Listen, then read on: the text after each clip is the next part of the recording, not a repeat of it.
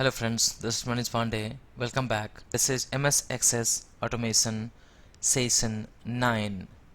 In this video, I'm going to show you how to write update query in MS Access using UiPath Studio.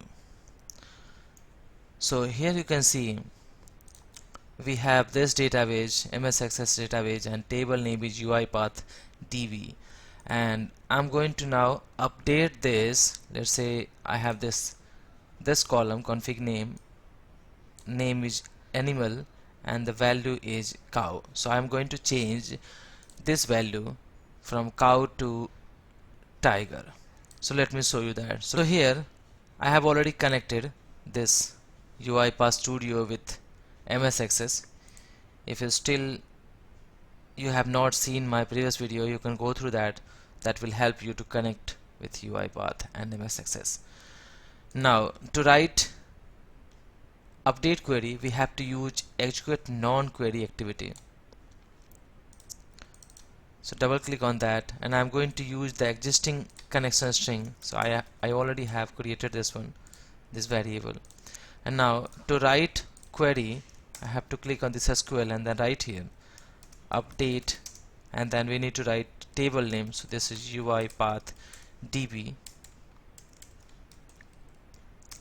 Now set, then column name. So column name config underscore value equal to, I'm going to set here tiger,